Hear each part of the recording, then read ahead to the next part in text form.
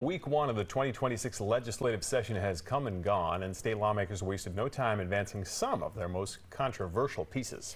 With plenty more debate to go, News Channel 8's Capitol Bureau reporter Mackenzie Laporte is in Tallahassee with a look at week two. It was an emotion-packed first week back, with high-stakes debates, strained relationships re-emerging, and divisive issues really setting the tone early this session.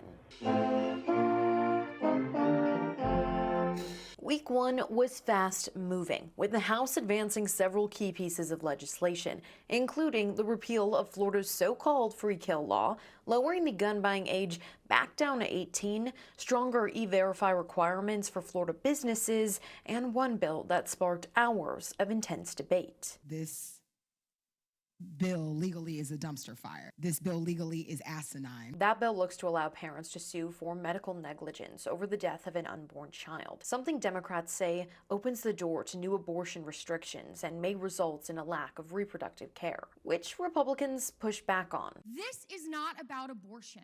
And too often, when we talk about a pregnant woman, it always goes to the side of the mother that didn't want the child. Over in the upper chamber, priorities took a different shape. Senators advanced Senate President Ben Albertin's rural renaissance package aimed at boosting education, housing, agriculture, and healthcare. Show the bill passes. And passed transformative school voucher legislation that the bill sponsor says makes changes to fix funding issues already flagged by state auditors. You know, the Department of Education at any given point can't find about 30,000 students that we're paying for.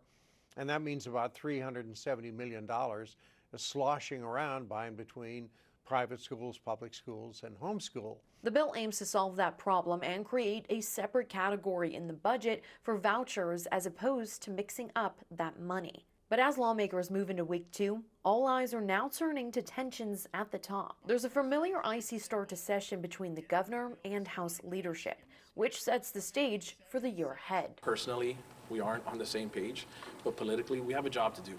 And that work only continues when lawmakers return back to Tallahassee tomorrow with several bills on deck, including proposals that center around smoking in public places, property taxes, and fixes to last year's hurricane bill that raised red flags. Reporting here at the state capitol, Mackenzie Laporte, 8 on your side.